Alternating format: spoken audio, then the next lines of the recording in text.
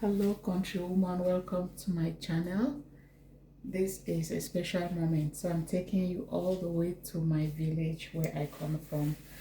This is Fufucorn time, so we're going to be making cornmeal the way we do it back home. So we call it Fufucorn, and this is just cornmeal. I usually go with greased cornmeal in case you're looking at the getting some. I get it from any of the stores, Chinese stores or regular stores around. You'll find cornmeal. Okay, so how this recipe goes, let's begin. So turn on the stove, and then on the side, first of all, I'm just going to put in, this is regular cold water from the tap, very little, maybe about a cup or 2 cups will be fine. I'm making very little fufu today, so in this pot I'm going to put a bit of cornmeal, the dry cornmeal. So mostly I cook by eyeball, so bear with me, but I can give you estimate of the quantities that I use. Okay, so this, you just put enough cornmeal to make it's just a watery consistency. Okay, and then I put it on the stove. That's cold water, as I said, and now this is my hot water, boiled water. So I'm going to add in my boiled water and stir and keep stirring and keep stirring. Because I'm making very little, I'm making like 6 to 7 loaves, I'll put the water to almost half the pot, and so I'll allow this mixture to cook for about 15 to 20 minutes. I'll keep stirring. At some point I'll cover the pot, come back at one point, open it. So now that we've given this first stir, I will wait. I'll just arrange my things like so, and I'll leave this, I'll bring it to a boil.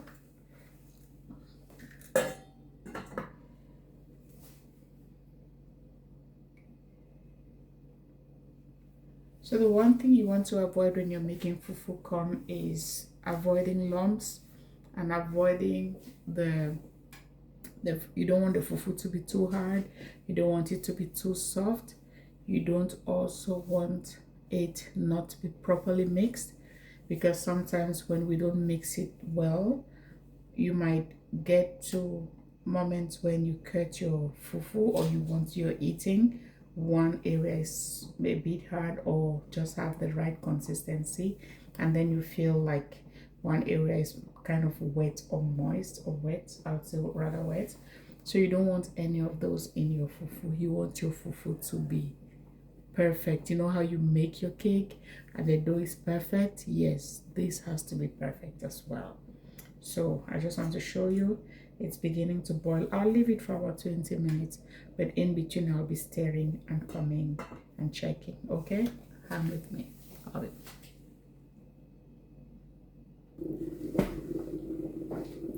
So guys, our mixture is boiling. Oh, maybe I forgot to tell you, this is called kinde. We're cooking kinde. In my language it is called sekeba.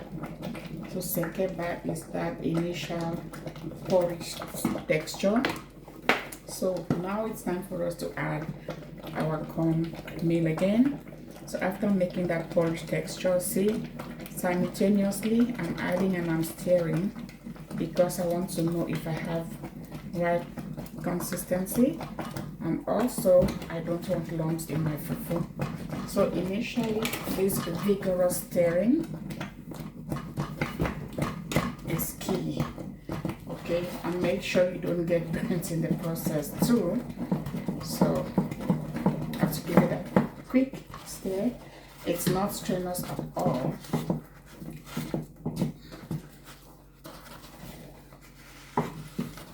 For those of you who make mixed cake, you know, in the beginning, before we had all the devices we're using today, before technology came in, we had to make sure that the creaming was done. and it required some vigorous spin or stir. So the same thing we're doing here. We're stirring in a way that there's no lump in the fufu. And in my language, this is called ba. So fufu is ba. And the first mixture that we made was called sekeba. So it just goes with the same name, right? So it's just the base of the fufu. That is the process. Many people have been trying to make fufu in the microwave or do shortcuts like making fufu in 5-10 minutes. You will never really get that nice countrywoman fufu, okay? So if you wonder why sometimes you go to events, you eat some people's fufu and you feel like, wow, this is really good compared to what I make, it's all about time. Fufu needs a bit of time. You need to pamper fufu to get the right texture, okay? So we are right about the texture that we're looking for, but because this dough looks a little hard, I'm going to be adding some water. I'll just slow down my fire a little bit. I don't want any fufu to be burnt, okay? And remember the water we had in the flask? This is when it comes in. So at this stage in my culture, when we're making fufu, this last part is when you allow it to cook. After you added the last batch of flour, remember that it was still very raw, so you have to let it cook for another 20 minutes because of the last batch you added. And this stage, we call it in my language yorsiba. So the first one was sekeba when we were cooking the porridge texture. When we added fufu to get it to the dough, it was actually the bar we're cooking, and now we're making yorsiba. So we're just boiling the bar itself to cook it so that nobody complains that this fufu tastes raw. Okay, keep watching. Thank you. Okay, as you all know, it's time for us to check our pot. Yeah, our fufu is cooked now. All we need to check now is the consistency. We're looking for the right consistency. So growing up, I was taught that red corn or yellow corn usually makes harder fufu than white corn. So because this is red corn, we will be attentive to the texture, because once it is taking off the fire, it usually gets a little harder than the white one would do. So when we make yellow Fufucorn, we make sure that it is a little on the softer side than the white Fufucorn. Okay guys, so keep mixing slowly until the cornmeal or the dough marries the water. Okay, we want to make sure that there is that complete smooth blend. There is fusion, there is marriage, so the dough becomes one with the water. Okay, thinking of my friend's Peppa Pig, when the pig and the mud and become one with the puddle. Here my goal is for my dough to become one with the water, and the two shall become one. Yay! Slowly, slowly we're getting there. So right now we're not worried. Our fufu is cooked. We're just looking for the right texture. If you make your fufu too hard, in my village, if you have a naughty husband, as I'll put it, he might just throw it at you. Yeah, as brutal as that may seem, especially if he comes with his friends. My country people want to be honored by having women who can make a real fufu. Yeah, all we're doing now is just mixing until the fufu blends with the water.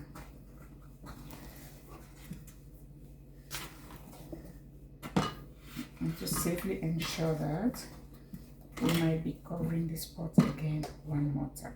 Okay? Yeah. Guys, did you realize that the more water we add, the more the dough fills the pot? Yeah, so yellow corn has this advantage in that back home, for families who really struggle with food, they will stick to yellow corn fufu because it actually little quantity gives them more, while the white corn is just generally what it is. I don't know what to liken that to, but sometimes there are some brands of rice that when you cook, whatever you put in the pot is what you get. But there are some and when you put in the pot, they actually just end up filling the container, right? So that's yellow corn for you as advantage. So in case you are in that place of economic struggle and you have white cornmeal, why not? You can do with that. When I was growing up, I actually enjoyed this moment when my mother had to clean the stick. In our village, we call this nkomba. This is just a ladle, but a spatula, you will call it here. But I used to enjoy hearing that sound and the scratch to take off everything. So right now, we're taking everything from the sides of the pot. Guys, this is beautiful. So technically, when you use the spatula or to clean the pot, nothing should stick to the spatula. But just for secret's sake, you can apply a bit of oil, whatever oil you do, just to grease this so that nothing sticks to it. Otherwise, for real fufu, even if you grease the spoon or not, it should not stick.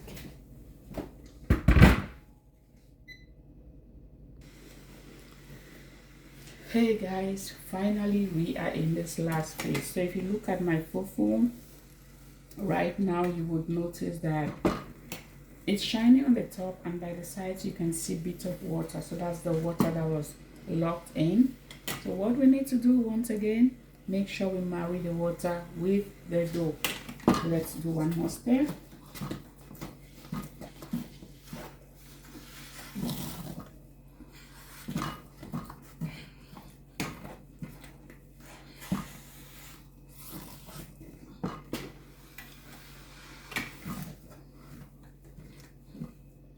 And to be honest, fufu is cooked on high heat. Just make sure that it's not too high to burn your pot. But if you want fufu that will be bouncing,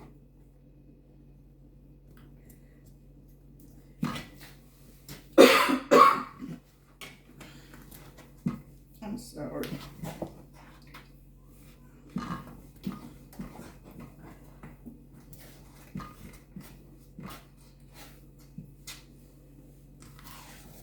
Oh my goodness.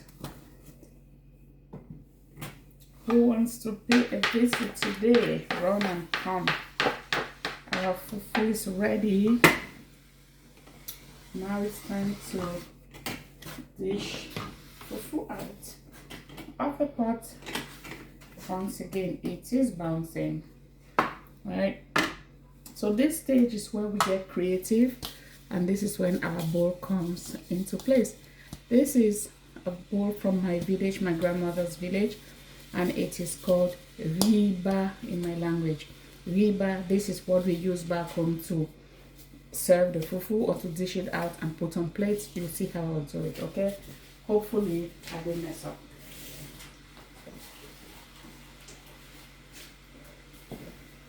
So first things first, wet your riba with water like this, and then get some bar.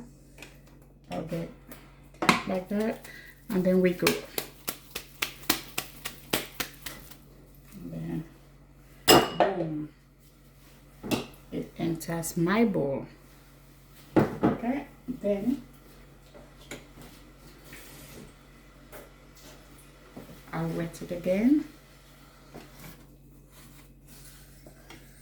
Get my fufu in there and then just go. And then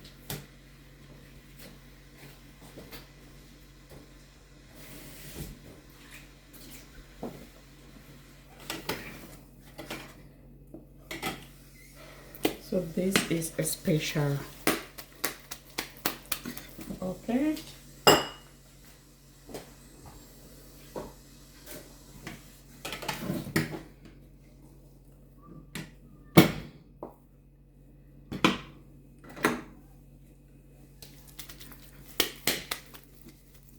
Oh.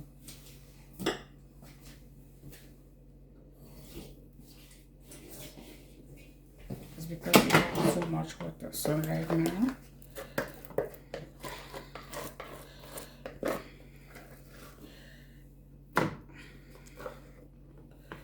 okay, the last one is out, and once again, so there we go. And this I will put it here. All right, so now that we're done, this is the secret of back home. After we finish making our fufu, this part of the whatever is stuck to the bottom of the pot is what we call nyaba. It's like in English, technically the meat of the fufu. So what happens is that after we make fufu, children will come around to the mother to give them this part. And how to take this out is basically you getting a bit of water in your hand like so and just sprinkling under the pot and letting it stay on the fire for a bit. Once it sits on the fire for a little bit, then you come on with a fork or a spoon like this and take it out. Okay, so this part is so crunchy, and I can guarantee you that this is what they call Doritos, except for that there's no salt. That's so crunchy, guys. So that's the end of today's video. If you did enjoy the process of cooking bar, let me know. Try it, tell me your outcome. Yeah, this is so yummy. And if you find that you did not succeed, reach out to me and I can always check with you what didn't go right. Otherwise, if you want to make authentic bar fufu that people would eat, your guests will eat and be like, wow, this is different. This is the process. It appears to be long, but it isn't.